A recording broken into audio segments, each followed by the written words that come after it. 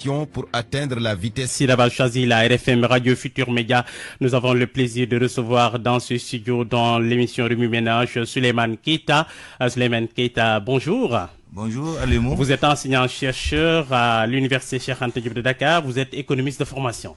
Oui, bien sûr, merci beaucoup. Alors donc, dans ce studio aussi, il devait être là, le professeur Songué Diop, que vous connaissez, il est philosophe, formateur aussi, mais il n'a pas pu faire le déplacement, ce n'est que partie remise. Actualité oblige, le nouveau régime vient de boucler, vous le savez, ses 100 premiers jours, à l'occasion faisant le larron, il a donc eu à discuter avec la presse sénégalaise, il a accordé une interview aux journalistes au Palais de la République hier, occasion pour donc lui de revenir sur les questions à enjeu, notamment la renégociation des contrats sur le pétrole. On l'a entendu aussi, ses relations avec Ousmane Sonko, le fisc, etc.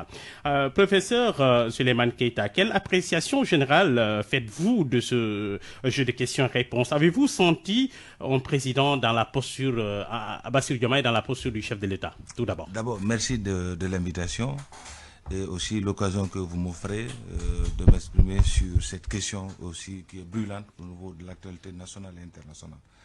Et j'ai suivi avec une attention particulière le président de la République, M. Bassirou Diomaye Faye. J'ai retenu 3 enseignements. Le premier enseignement, c'est d'abord la maîtrise du sujet. Et peut-être qu'on ne le connaissait pas assez parce qu'il ne s'était jamais exposé au public, en tout cas à ce niveau, n'est-ce pas, de responsabilité. Donc nous avons premier face à face avec la presse. Avec la presse, justement. En tant que président de la République, nous avons senti en tout cas une bonne maîtrise, n'est-ce pas, des sujets internes et externes. Mais également, le deuxième aspect également, c'est quoi? C'est aussi, il a essayé d'éclaircir un peu sa position vis-à-vis, n'est-ce pas, de son Premier ministre, qui, en tout cas, au niveau de l'opinion nationale et internationale, commençait effectivement à azazer. Il a été très clair, donc c'est la lucidité, donc les positions sont claires à ce niveau. Maintenant, troisièmement également, il a touché un aspect qui m'intéresse beaucoup, c'est l'éducation, l'emploi également. Donc je pense que sous ces questions, on reviendra là-dessus. Donc j'ai eu une nette satisfaction, d'abord par rapport à la posture qu'il a posée, aussi le niveau de débat.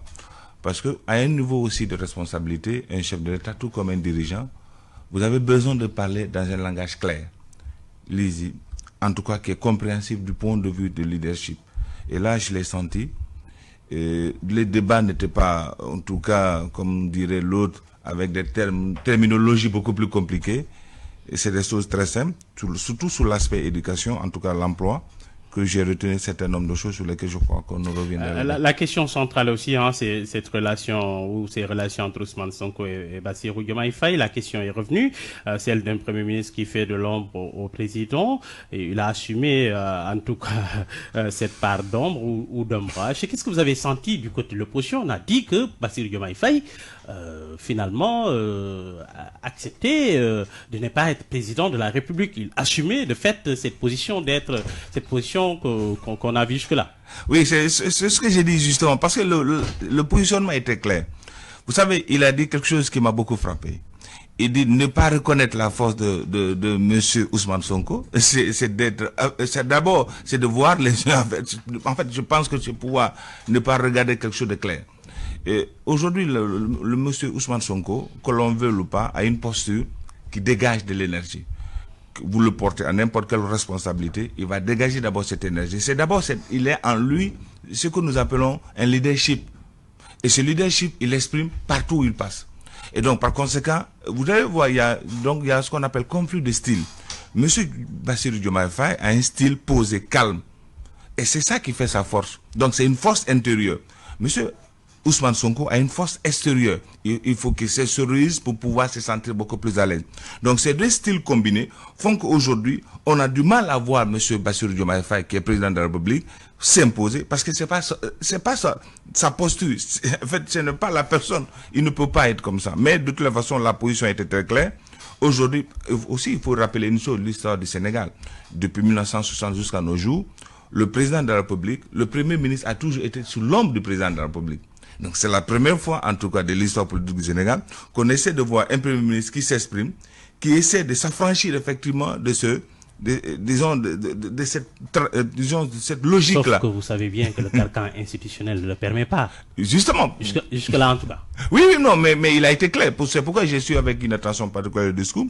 Le président le Premier ministre n'a aucun pouvoir. C'est la personne d'Ousmane Sonko qui s'exprime. Mais ce n'est pas un pouvoir qui s'exprime.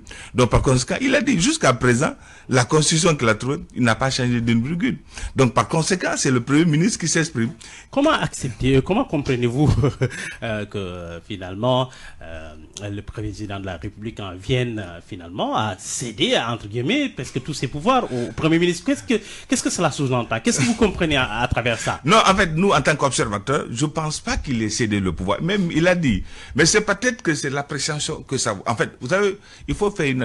Certainement, on a parlé des réformes, même peut-être institutionnelles, oui, des réformes allant dans mais... le sens de donner un peu plus de pouvoir au Premier ministre. Est-ce qu'il n'y est pas carrément là? Non, il n'y est pas. C'est ce que de fait, je veux dire. Non, c'est pas ça, en fait. Le problème, c'est que je dis, la carrure de Ousmane Sonko, le leadership que Ousmane Sonko dégage, fait de lui automatiquement un président par défaut. Mais tel n'est pas le cas. Il n'a aucun pouvoir. C'est-à-dire aujourd'hui, c'est l'impression que ça dégage.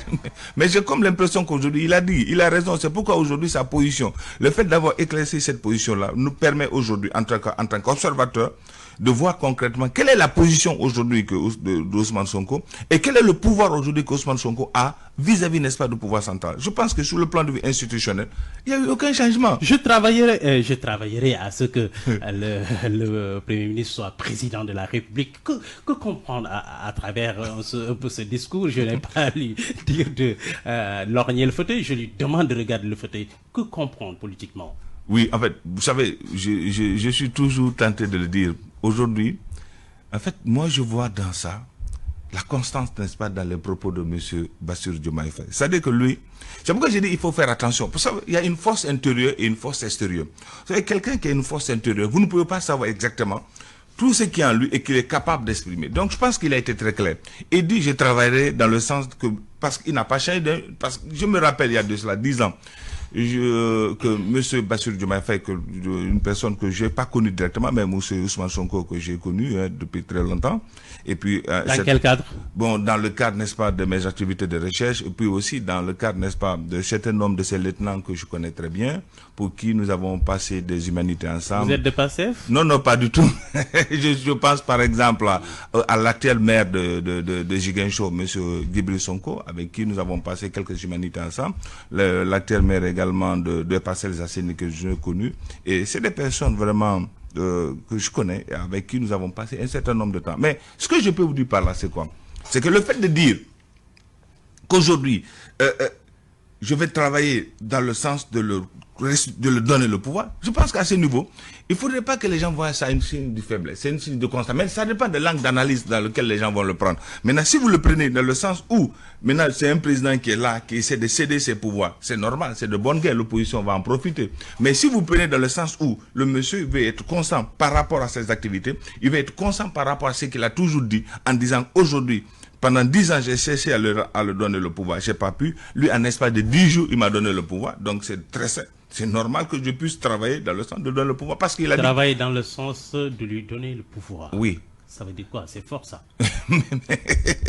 Non, en fait, ça dépend. Hein. Je ne suis pas dans la tête de M. Bassirou Diomaye Faye pour savoir exactement ce qu'il veut dire par là. Mais je crois que c'est la même façon que peut-être Ousmane Sonko l'a aidé en le donnant, en travaillant d'arrache-pied, pour permettre à ce qu'il accède au pouvoir. Je pense que c'est dans le même sens qu'il va travailler. Donc c'est dans le cadre politique.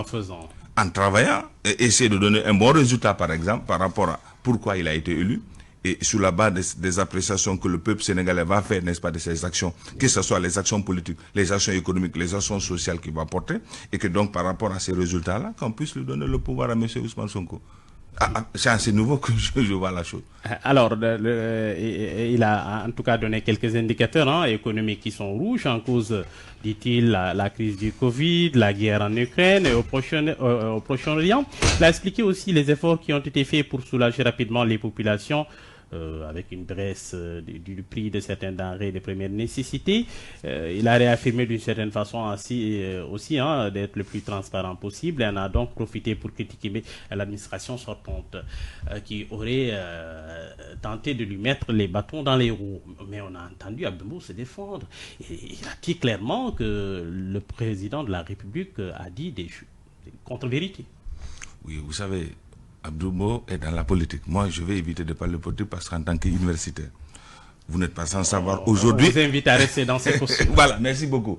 Mais vous savez, monsieur Alimou, je peux vous dire une chose. Les rapports sont là.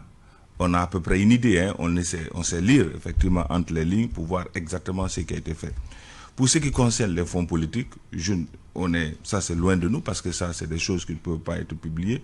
Mais au-delà, n'est-ce pas, de ces fonds politiques, vous savez très bien que au niveau... C'était engagé en tout cas à les supprimer. Oui, exactement. Bon, ça c'est un débat politique qui viendra. Mais en tout cas, au niveau des entreprises publiques, au niveau de certain nombre de structures, si vous regardez effectivement ce qui a été fait dans les audits, c'est effarant effectivement. Donc c'est pour vous dire effectivement, aujourd'hui, le niveau de l'activité économique, le niveau, n'est-ce pas, de transparence, n'est-ce pas, que le président Bassirou Diomaye Faye veut imposer à la population, requiert effectivement un certain nombre de retenues de la part, n'est-ce pas, des gouvernements sortants. Pourquoi? Parce qu'aujourd'hui, les rapports, en tout cas, ne sont pas en faveur, n'est-ce pas, de certain nombre de déclarations. Et la preuve, aujourd'hui, je le dis souvent à mes collègues, ouais, aujourd'hui, tous ceux qui font aujourd'hui la politique, en tout cas qui essaient d'incarner l'opposition, ce n'est pas des gens du pouvoir. C'est des gens qui sont soit de la société civile, ou bien soit, n'est-ce pas, des gens qui sont des parlementaires, parce qu'ils n'ont pas eu à gérer effectivement un certain nombre de choses.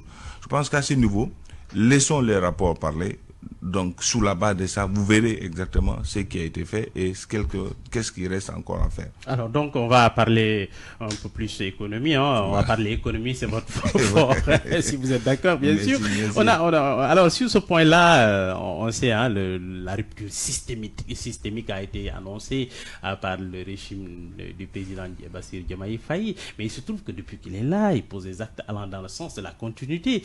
On a écouté Chérif Salif Sy, qui est un brillant universitaire, un économiste aussi, dire clairement que cela montrait, en tout cas les indicateurs allaient dans le sens d'une continuité et non d'une rupture. Ok, merci. Le FMI, le plan Sénégal émergent, jusque-là, on est sur les mêmes programmes, hein, ça ne change pas. Merci. En fait, je fais un petit bonjour à mon professeur Chérif Salif Sy, que je connais très bien, que nous partageons un certain nombre de choses ensemble. Mais ce qu'il a dit, c'est normal. Vous savez, un gouvernement qui vient en place, je vous explique un aspect qui est très important. Vous savez, le référentiel de gestion des politiques publiques au Sénégal, c'est le plan Sénégal émergent. Et sous la base de ça, le Sénégal a pris un certain nombre d'engagements sur le plan national et international. Et que ces engagements avec ce qu'on appelle les PTF, les partenaires financiers et techniques du Sénégal. Et ces partenaires techniques et financiers du Sénégal ont signé des accords avec le Sénégal, sous la base, n'est-ce pas, d'un plan qu'on appelle le plan Sénégal émergent. Donc, du coup, quelle que soit la pertinence de notre plan qu'on appellera le projet, ou quoi que ce soit, vous ne pouvez pas venir l'imposer aux partenaires techniques et financiers et qu'ils puissent vous financer. Et ça, tel n'est pas possible. Quel que soit le projet qui sera mis en place, le procès, certainement, il l'a dit. Je n'ai pas écouté intégralement son discours, mais ce qui est fondamental, aujourd'hui, pendant en tout cas les 2 ou 3 ans, aucun autre programme ne peut être soumis aux partenaires techniques et financiers parce qu'ils ont signé des échéanciers sous la base, n'est-ce pas, d'un plan de développement économique du Sénégal.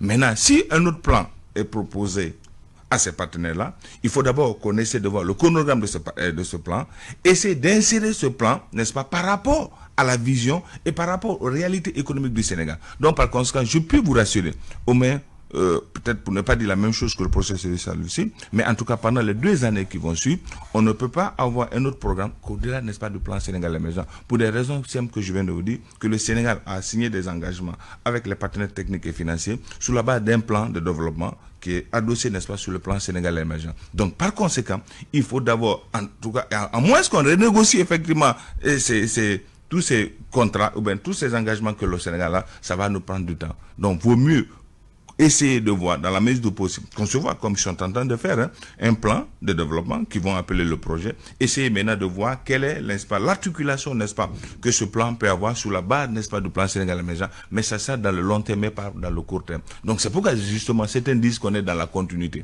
C'est-à-dire, aujourd'hui, il faudrait qu'on ait un langage de vérité, qu'on le tienne au peuple sénégalais. Quel que soit le gouvernement qui venait de se mettre en place, vous ne pouvez pas proposer un plan aujourd'hui, au-delà, parce que le plan là a été... Le budget même a été voté au niveau de l'Assemblée nationale. Un plan de développement a été mis en place. Et les partenaires techniques et financiers ont souscrit à ces plans. Donc, par conséquent, vous ne pouvez pas venir changer. Ce que vous pouvez faire, justement, le changement de paradigme, là, vous pouvez le mettre dans la gestion et dans la réduction des comptes. Et puis, progressivement, essayez de voir maintenant comment vous pouvez faire le maillage de vos nouveaux plans sous la base, n'est-ce pas, des réalités que vous allez trouver sur le plan. Je peux vous dire une chose qui est très importante. Vous savez, quelle que soit la pertinence d'un plan de développement, vous ne pouvez pas l'appliquer directement si vous n'êtes pas dans le pouvoir. Parce que le pouvoir a une réalité qui est différente, n'est-ce pas, de ce que vous pouvez avoir sur le papier. Nous pouvons concevoir des plans de développement. On le fait trop souvent.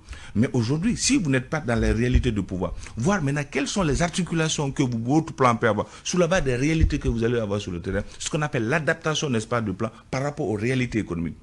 Donc Ousmane Sonko avait vendu du vent aux Sénégalais en disant clairement que lorsqu'il arrive au pouvoir, le plan sénégalais émergent, c'est dans la poubelle. Oui, mais ça, vous l'avez constaté que maintenant, dans la réalité des faits, qu'on ne peut pas aujourd'hui dire que vous avez un plan de développement, que vous venez tout de suite vous l'appliquer. C'est impossible. Parce qu'en fait, le problème est qu'on est, depuis les années 1960, jusqu'à nos jours, nous sommes liés effectivement avec des partenaires techniques et financiers. Sous la base de cette FMI et la Banque mondiale, sous la base de cet nombre d'engagements. C'est pas facile de nous débarrasser de ces structures-là. Quelle que soit la volonté souverainiste que vous avez, il y a un certain nombre de réalités économiques et financières que vous pouvez... Vous savez, on l'a dit, la mobilisation des recettes. Vous savez, il y a plusieurs types de financement d'une économie. Financement interne et financement externe. Au niveau interne, voilà, au niveau interne, mobiliser les métiers, ce qu'on appelle les impôts autres. Ça ne suffit pas. Les ressources ne suffisent pas. Donc, par conséquent, il faut pouvoir s'endetter pour faire face effectivement à nos budgets de fonctionnement. Mais par conséquent, ces budgets-là, c'est pas... Vous savez, ces partenaires techniques et financiers ne fonctionnent pas selon les mêmes logiques que nous. Pour qu'on puisse accepter un projet, ça prend du temps. Et quand c'est accepté, il faut que maintenant, le temps que ça a pris, il y a une projection qui est faite par rapport à ce plan de développement. Il faut au moins qu'il y ait un minimum par rapport au respect, n'est-ce pas, de ces délais-là. Est-ce que vous avez été consulté pour la rédaction du projet? Ah non, non, pas du tout. Pas du tout. Je vous ai dit tout à l'heure que j'ai des camarades, beaucoup de mes camarades qui sont dans ce parti-là, avec qui nous avons fait des humanités ensemble. Mais ça se limite peut-être à ce niveau-là. Vous savez, c'est des choses peut-être que, même si c'est le cas, on ne pourra peut-être pas le dire, mais il est important quand même que c'est un projet sur lequel nous avons une appréciation positive sur un certain nombre de points, vraiment. L'endettement, hein, j'aimerais vous entendre là-dessus. Le nouveau régime a souvent critiqué Macky Sall et sa façon de faire, en tout cas dans ce domaine-là. Il y a eu un endettement important. Lorsqu'il est arrivé au pouvoir, on a vu qu'il est allé chercher lui aussi de l'argent, les eurobonds, à l'heure actuelle, je pense qu'il a mis presque plus de 1000 milliards de francs CFA sur la table. En tout cas, un endettement de plus de 1000 milliards qu'il a réalisé. Qu'est-ce que ça dit? Qu'est-ce qu'on peut comprendre à travers ce comportement économique? Oui, en fait, je vous l'ai dit tout à l'heure. Vous savez, dans le financement d'une économie, il y a le financement en fait, direct et indirect, mais aussi il y a ce qu'on appelle le financement à partir des ressources propres que vous avez. Vous avez mobilisé les impôts. Vous avez ce qu'on appelle les ressources naturelles que vous pouvez vendre pour avoir de l'argent. Mais vous savez très bien que dans nos systèmes économiques, ces ressources-là ne suffisent pas. On doit faire appel effectivement à l'extérieur pour pouvoir nous aider à réaliser un certain nombre, n'est-ce pas, de nos besoins de fonctionnement. Mais ce qu'il faut savoir, les normes ont été élaborées. Moi, je fais partie des économistes qui pensent qu'aujourd'hui, ces normes qui ont été mises en place. On sait, en 2019 par exemple et 2022, l'endettement public du Sénégal, si je ne m'abuse, a considérablement augmenté, passant de 64% à 75% du PIB, dépassant clairement le seuil de l'UEMOA, de 70%. 70%. Alors pourquoi se réendetter encore lorsqu'on est au pouvoir? C'est la logique économique. C'est ce que je suis en train de vous dire. En fait, l'endettement, ça fait partie du système économique normal. C'est-à-dire qu'aujourd'hui, vous ne pouvez pas dire que vous pouvez fonctionner sans l'endettement. L'endettement, c'est la logique normale de fonctionnement de toute entreprise. Vous ne pouvez pas fonctionner sans l'endettement. En fait, c'est ce que je voulais commencer par vous expliquer. Aujourd'hui, une économie, je vous donne un exemple, à titre d'exemple. Vous allez au Japon aujourd'hui, le taux d'endettement est de 120% par rapport au PIB. Vous allez, n'est-ce pas, aux États-Unis, c'est de l'ordre de 98%. Vous êtes dans toutes les économies développées aujourd'hui, le niveau d'endettement est beaucoup plus élevé. Par contre, on nous a fixé un seuil à 70%. C'est ce que je disais tout à l'heure. Moi, de l'ancien jusqu'à maintenant, j'étais de ceux qui pensent qu'aujourd'hui, c'est le taux d'endettement fixé à 70%. Je ne suis pas fondamentalement d'accord. Ah oui? Ah oui. C'est des critères qui nous ont été imposés. Est-ce que notre économie peut soutenir ce... Justement, non, le problème maintenant, justement, c'est pas, je l'ai dit, c'est pas le niveau de l'endettement, c'est la qualité de l'endettement qui peut poser problème. C'est-à-dire que si vous vous endettez maintenant, justement, pour aller financer des projets sociaux, Mais ça veut dire que cet endettement vous reviendra beaucoup plus cher.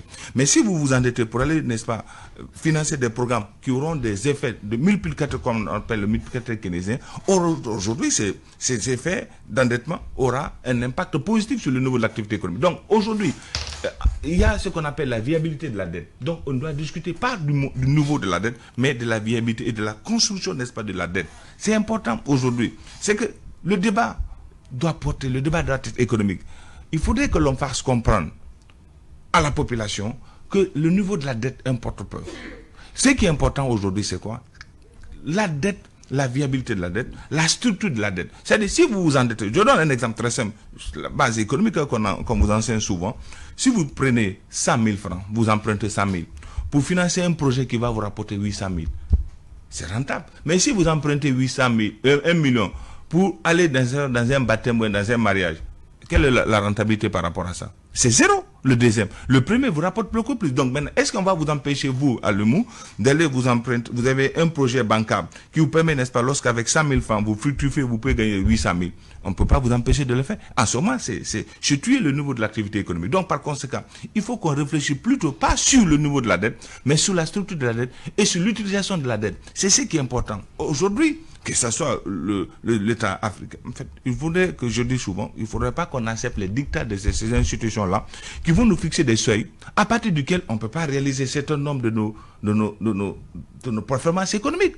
On a besoin d'avoir la productivité du service de travail, on a besoin de la productivité, n'est-ce pas, de certains nombres de secteurs agricoles, secteurs industriels. Et justement, quels doivent être aujourd'hui les secteurs porteurs de la croissance au Sénégal? On voit que les nouvelles autorités tablent sur l'agriculture. Au-delà de l'agriculture, quelle devrait être l'autre niche pour le plein emploi? Voilà, justement, vous savez, l'agriculture doit être ce qu'on appelle la fer de lance du secteur industriel. Moi, je fais de l'économie industrielle depuis une vingtaine d'années. Aujourd'hui, le problème que nous avons, c'est que le secteur agricole, qui emploie à peu près aujourd'hui plus de 60% de la population active, a une part de moins de 15% du PIB. Du PIB, ouais, c'est très faible. C'est très faible. Pourquoi? Parce que nous avons une agriculture rudimentaire qui n'est pas moderne. Et que donc aujourd'hui, notre secteur industriel ne se nourrit pas, n'est-ce pas, du secteur agricole. Donc maintenant, il faut faire une articulation justement entre le secteur agricole et le secteur industriel pour que la fer de lance, n'est-ce pas, du développement de l'industrie soit l'agriculture. C'est-à-dire que donc maintenant que notre industrie se nourrisse, n'est-ce pas, de l'agriculture. En quoi faisant, aujourd'hui, je vous donne par exemple le tissu que vous portez. La production, elle est agricole. Mais le produit que nous avons, le produit fini, il est importé. Et justement, ça fait un manque à gagner sur le plan de vue de l'emploi, sur la transformation, n'est-ce pas, et sur la valorisation, n'est-ce pas, du secteur agricole. Donc voilà effectivement le point sur lequel on doit réfléchir pour voir maintenant quelle est l'articulation qu'on peut avoir entre le secteur agricole et le secteur industriel pour permettre effectivement un développement harmonieux. Et c'est ça qui a bâti le développement des pays aujourd'hui industriels, les G20. Ils ont bâti le développement sur ça. Il y a un secteur agricole fort et un secteur industriel qui est alimenté par, n'est-ce pas, de développement, n'est-ce pas, du secteur agricole. Qu'est-ce qui manque un peu à notre pays? Parce que quand même, ce que vous dites là a toujours été rebâché par les différents régimes. On l'a entendu sous le président Macky Sall, sous le président Abdoulaye Wade aussi. Aujourd'hui, les nouvelles autorités, elles aussi, en tout cas, travaillent beaucoup mis sur l'agriculture. Sur quoi faut-il travailler très rapidement pour peut-être chercher à donner un peu plus de visibilité à l'agriculture et puis donner un peu plus d'envie en tout cas à ceux qui sont dans le secteur informel à Dakar pour aller retourner à l'agriculture. Les jeunes qu'on voit dans les rues, les marchands ambulants, on voit. Alors, il y en a beaucoup ici. Exactement, vous l'avez dit. Il y a deux phénomènes qu'il faut comprendre là-bas. Il faut éviter ce qu'on appelle souvent les agriculteurs de dimanche. L'agriculture est un secteur sérieux. Et vous savez, aujourd'hui, je vous ai dit, les statistiques, hein, vous allez à l'ANSD, l'Agence nationale de la statistique et de la démographie, plus de 60% de la population sont dans le secteur agricole. Et le problème, c'est quoi? C'est que dès que vous n'avez pas un emploi, on dit allez à l'agriculture, on ne vous forme pas. Et Mamadou Dia l'avait dit depuis très longtemps. Quand vous regardez effectivement dans son ouvrage que j'ai lu récemment, il disait il faut d'abord que l'agriculture soit comme on va à l'école aujourd'hui, comme le secteur industriel. Il faut enseigner l'agriculture. Il faut enseigner l'agriculture. Parce que c'est la maîtrise de l'eau. Moi, je ne peux pas comprendre quand il y a la pluie, c'est un problème. Quand il n'y a pas la pluie, c'est un problème. Quand il y a la pluie, c'est des inondations. La maîtrise de l'eau. La maîtrise de l'eau, c'est important. Et quand vous maîtrisez l'eau, vous maîtrisez effectivement aussi les agriculteurs. Il faut les former. Il faudrait former les agriculteurs pour qu'ils comprennent quels... Vous savez, je vous dis aujourd'hui, je ne peux pas comprendre que quand vous allez dans nos villages, quand vous allez, n'est-ce pas, dans certaines de nos régions, les gens vont au champ à 6 heures du matin, ils reviennent peut-être après la prière de Timis. Et c'est normal. Parce que c'est par rapport aux moyens de production qu'ils ont. Quand vous allez... Le rudimentaire. Difficile. Mais le même niveau par exemple, de production, le même niveau de terre détenu par un paysan européen. Et un rendement très faible. Très faible, justement. Maintenant, qu'est-ce qui se passe de l'autre côté? On ne connaît pas la structure du sol. On ne connaît pas quelle est la qualité du sol qu'il faut. Et je vais vous étonner en vous disant ceci, qu'une étude a été faite par l'ISRA. Il a montré que les terres du Sénégal sont beaucoup plus propices à la culture du riz que de l'arachide. Mais compte tenu de la période coloniale, vous savez, ce que nous avons aujourd'hui, la culture de l'arachide, c'est une culture qui nous a été imposée par le colon, n'est-ce pas, pour valoriser effectivement l'usine de Bordeaux de Marseille, pour alimenter ces usines-là dans la production effectivement de l'huile. Donc le coton aussi, oui. Exactement. Donc c'est une culture qui continue jusqu'à nos jours pour dire, voilà, on fait de l'arachide, Voilà, c'est ça le problème. Donc, c'est-à-dire que les colons, quand ils ont réussi une prouesse, c'est quoi? C'est de mettre la monoculture dans tous les pays. C'est-à-dire le Sénégal, c'était l'arachide, le Burkina, c'était le coton, la Côte d'Ivoire, le café. C'est comme ça qu'ils ont fait. Et sans tenir compte, n'est-ce pas, de ce qu'on appelle en économie, des avantages comparatifs que nous avons. Donc maintenant, ils essaient de voir en fonction des besoins à eux. Mais les études ont montré, vous allez voir dans toutes les statistiques, que les terres sont propices à la culture du riz. Mais dans ces cas, regardez ce qu'on appelle cette dichotomie entre la caractéristique des sols et le type de culture qui est faite. Donc par conséquent, d'abord, c'est ça qu'il faut... Vous voulez dire que le bassin arachidier pourrait accueillir la culture du riz? Il y en a qui essaient... Mais bien sûr, les potentialités sont là, énormes. Les potentialités là sont là et c'est énorme. L'eau, c'est très facile. Aujourd'hui, l'Israël, vous savez, l'Israël, c'est quoi? C'est 1% ou 2% de l'eau et 95% de technologie. Ils ont l'autosuffisance alimentaire en tout. Mais nous, on est capable de faire exactement pareil. Mais qu'est-ce qui nous manque aujourd'hui? Je vous l'ai dit tout à l'heure, c'est la volonté politique et la formation de formateurs. C'est-à-dire ceux qui sont en mesure, n'est-ce pas, de propulser, de dynamiser effectivement cette production-là. Il faut qu'ils soient formés. C'est-à-dire, on ne doit pas venir dans l'agriculture. Nos agriculteurs, ils ne sont pas formés. Ils ne sont pas du tout formés. Il faut qu'on les forme et qu'on leur donne les moyens, n'est-ce pas? Quand je dis moyens, ce n'est pas peut-être les donner de l'argent. Non. Les moyens, c'est quoi? C'est-à-dire qu'aujourd'hui, on doit dépasser de faire l'agriculture à partir de la roue et la daba. Ça, c'est dépassé. Il faut les moyens modernes, les permettant, n'est-ce pas, de faire de la culture, de connaître la caractéristique des sols, de voir maintenant quel type d'engrais qu'il faut pousser, quel type de terre. Tout ça, c'est des études qu'il faut faire. Mais il faut des financements aussi. On sait que les banquiers n'ont pas envie de mettre beaucoup de sous. Peut-être que le gouvernement devrait faire des efforts à ce niveau-là. Exactement. Voilà pourquoi justement les nouvelles autorités justement ont un rôle à jouer dans ce sens-là. Vous savez quoi? C'est dans l'ouvrage dont je vous ai parlé tantôt de monsieur de ce l'ancien Premier ministre. Il disait ceci, donc il faut faire ce qu'on appelle le financement bonifié. C'est-à-dire qu'aujourd'hui, l'État, de par sa volonté politique, peut demander par exemple à toute personne qui voudrait investir dans le secteur agricole pourra bénéficier par exemple d'un financement. Et là, ça peut propulser les institutions financières, par exemple les banques, mais les institutions de microfinance, à investir dans ce domaine-là, à investir, n'est-ce pas, dans ce secteur, pour permettre effectivement, comme c'est le fer de lance, n'est-ce pas, ou qui emploie plus de 60% de la population active, ça peut être ce qu'on appelle une discrimination positive, justement, de la part des autorités, amenant effectivement les agriculteurs à bénéficier, n'est-ce pas, des crédits, à bénéficier effectivement d'une formation, à bénéficier maintenant des moyens de production pour les permettre, n'est-ce pas, d'améliorer les outils de production.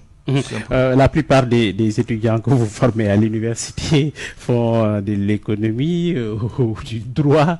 Le secteur, on sait qu'aujourd'hui il est saturé. Est-ce que vous sentez cette disponibilité peut-être de certains étudiants, cette envie peut-être de cesser à l'agriculture lorsque vous discutez avec eux?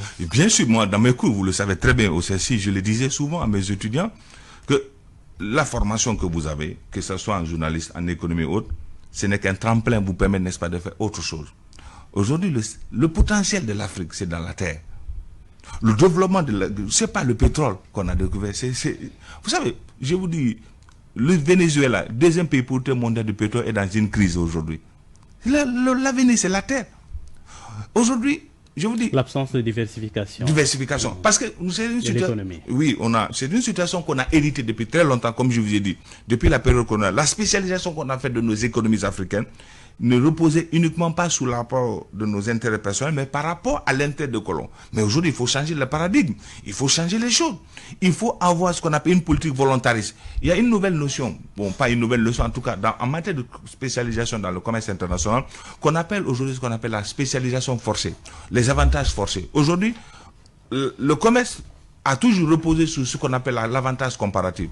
Vous produisez un bien qui vous rapporte, dont les coûts de production sont faits, vous vous spécialisez dans ça. Mais aujourd'hui, les théories économiques ont évolué. On parle maintenant de ce qu'on appelle la théorie des avantages forcés. Ça veut dire quoi? Si vous avez une population qui consomme par exemple, aujourd'hui, la demande d'importation de blé est de l'ordre de 2000 milliards. Aujourd'hui, vous vous dites, aujourd'hui, il faut que je fasse de la spécialisation dans le blé. Pas parce que j'ai l'avantage dans la production. Parce que quand vous produisez un producteur, par exemple, de blé au Sénégal, le coût de production sera beaucoup plus élevé. Non. Vous dites aujourd'hui, compte tenu du fait que ma population, plus de 70% de ma population consomme ce produit-là, il faut que je fasse ce qu'on appelle de la spécialisation forcée. En ce moment, l'État investit, met les moyens à la disposition des paysans, des agriculteurs qui produisent ces biens à des coûts relativement très très faibles.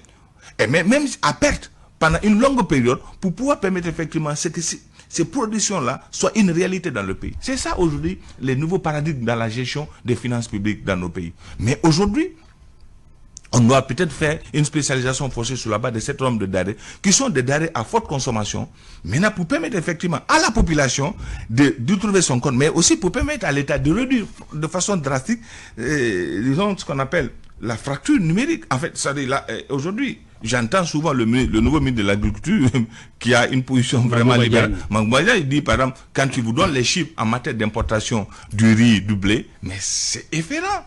Donc maintenant, on ne peut pas continuer comme ça. C'est-à-dire que le problème, ce n'est pas l'argent qui sort. C'est-à-dire que ce montant-là, si c'est resté ici, aujourd'hui, on ne va pas parler d'immigration clandestine. On ne va pas parler également. Donc ce montant-là, même si c'est resté et que c'était investi dans le pays, ça pouvait générer effectivement suffisamment de revenus pour permettre effectivement à ce que le secteur privé puisse créer de l'emploi dans nos pays. Donc en ce moment, ça aura permis effectivement de maintenir les jeunes sur place. Mais imagine maintenant que rien que dans le secteur du blé, c'est 2000 milliards qui sortent dans le pays. Rien que dans le secteur de l'huile, c'est 2000 et quelques milliards de francs CFA qui sortent dans le pays. Au nom de quoi qu'on va continuer à le faire? Regardez dans le secteur du coton, l'importation rien que dans le secteur du tissu, pour que vous portez, mais c'est de l'ordre de 1000 milliards. Donc par conséquent, quand vous regardez les chiffres et vous regardez les potentialités de nos pays, vous dites qu'il y a quelque chose qui ne va pas. Qu'est-ce qui ne va pas? Il n'y a pas de cohérence entre nos politiques économiques et nos réalités économiques. Et pour ça, il faut qu'on se fasse j'ai bien aimé effectivement aujourd'hui la mise en place d'une structure au niveau de la présidence qu'on appelle une structure d'intelligence économique qui doit réfléchir sur ces questions-là. Je ne peux pas comprendre aujourd'hui qu'on continue à importer.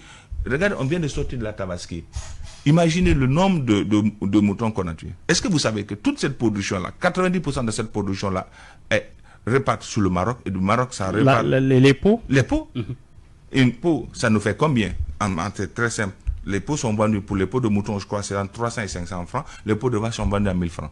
Une seule peau de mouton, n'est-ce pas, qui est revendue à 1000 francs, 500 francs, transformée au Maroc, une partie, une autre partie transformée, par exemple, en Italie, dans les grandes chantiers, ça peut te fabriquer 5 à 10, 20 chaque à main. Un sac à main coûte à peu près 25 millions de francs CFA. À peu près les 10, ça te fait 150 à 75 millions. Donc par conséquent, avoir dépensé 500 francs, gagner 150 millions de francs CFA. Voici le manque à gagner que nous avons dans nos pays. Donc, la transformation. La transformation. Donc regardez maintenant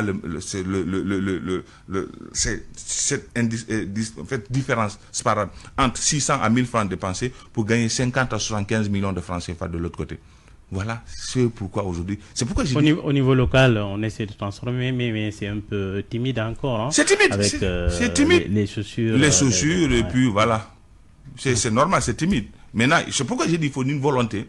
D'abord, le développement de ce pays passera par le secteur agricole et le secteur industriel. C'est les deux secteurs qui peuvent développer. Parce que le secteur des services aujourd'hui est bourré, est saturé. Donc, par conséquent, c'est les deux secteurs qui peuvent tirer l'économie. Et qui tirent bizarrement la croissance du Sénégal. C'est par ces secteurs-là que le Sénégal respire un peu, même si c'est une croissance extravertie. Voilà, justement, c'est pourquoi j'ai dit, aujourd'hui, moi, je ne veux pas qu'on me parle de croissance. Je l'ai toujours dit. Aujourd'hui, si on a une croissance, je l'ai dit et je répète, une croissance même de 10%, 15%, ça ne se ressentira pas. Pourquoi? Parce que la croissance, c'est un facteur macro. C'est-à-dire aujourd'hui, si la croissance est tirée par le secteur des services, et le secteur des services, on n'est pas présent, est-ce qu'on va se ressentir la croissance? Non.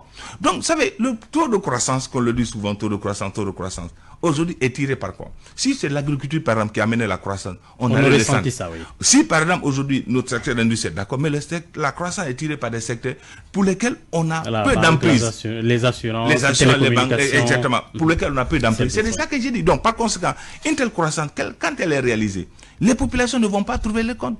Mais la croissance, je le dis souvent, c'est un indicateur politique mis à la disposition des hommes politiques pour faire les politiques. C'est tout simplement ça. Donc, c'est une façon de dire que vous avez bien travaillé ou vous avez mal travaillé. Parce que pour évaluer une économie, on se base sur les indicateurs qu'on appelle la croissance économique. Point.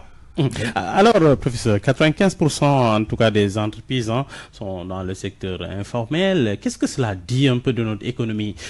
On dira peut-être de manière générale, en tout cas des économies africaines. Pourquoi on reste dans l'informel? C'est quoi? C'est pour échapper aux impôts? C'est quoi? Pourquoi on ne se formalise pas? Vous savez, cette question aussi, là, c'est une question lassonante, n'est-ce pas, qui touche la plupart des économies. Et je vais peut-être vous rappeler une chose, qu'il y a une étude qui a été faite par l'actuel recteur de l'Université Cheikh Anta Diop de Dakar, professeur Alimbaye, avec d'autres professeurs, Amadou Alimbaye, avec Gouloup, et puis j'ai vu aussi M. John Diop, où il a été montré que des économies, pardon, il a fait une étude sur 3 pays, les pays de l'UEMOA, il a montré que le secteur informel représente plus de 70% du secteur de PIB dans ces pays-là. Le secteur informel, c'est énorme. Oui. C'est énorme.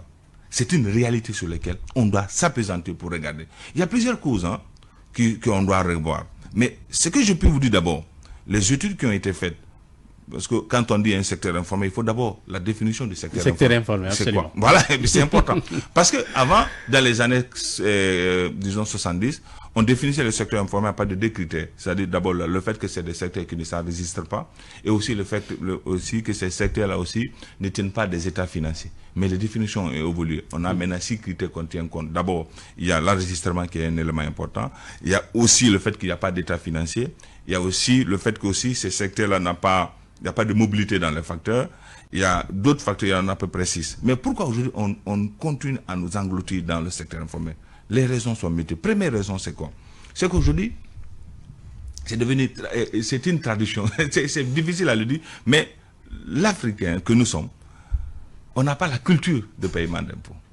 C'est une réalité. Toutes les études ont montré. Deuxièmement aussi, c'est la fiscalité. La manière dont on fait payer. On fait payer. C'est un peu lourd. C'est trop lourd. Okay. Mais aussi, aujourd'hui, vous savez, nos États n'ont pas de mécanisme interne les permettant de revoir des ressources pour les permettre, n'est-ce pas, de fonctionner. Maintenant, quand vous n'avez pas presque de taxes. On vit de taxes. Et justement, donc par conséquent, ces entreprises-là qui sont là et qui paient les taxes et qui ne se retrouvent pas, mais ils se disent, mais c'est pas la peine de continuer à payer. C'est un système de découragement qui est là, qui est mis en place. Moi, je suis en train de proposer une solution. En fait, je l'ai réfléchi avec un certain nombre de collègues pour voir, parce que depuis très longtemps, les institutions travaillent sur ces questions de secteur informel. Ça, c'est pas un problème sénégalais, c'est un problème africain. Mais je me dis maintenant, qu'est-ce qui fait qu'aujourd'hui, depuis très longtemps, toutes les études ont montré que le secteur informel ne fait que prendre de l'ampleur, comme le secteur agricole. Donc il faut le prendre en compte et le gérer comme tel. Exactement, c'est ça que je suis en train. La réflexion, c'est ça. C'est-à-dire, est-ce qu'il faut maintenant formaliser comme les gens dans le secteur moderne, ou bien essayer de les rencontrer, c'est ce qu'on appelle les modèles économiques. Sur place, ouais. Et les trouver sur place, essayer de les mettre... Et un modèle économique. Un modèle économique sur la base de ça. Je vous donne un exemple très simple. On a fait un benchmarking récemment au Rwanda. Est-ce que vous savez, par exemple, au Rwanda, par rapport à la demande, à la commande publique, à peu près plus de 60% de la commande publique, elle est locale. C'est-à-dire qu'aujourd'hui, quand vous êtes dans un ministère, dans une direction, vous avez besoin de fauteuils de table. Il faudrait que d'abord, que si le besoin est de 100 millions, il faudrait que les 40 à 60 millions soient déjà satisfaits de façon locale avant que vous n'importez.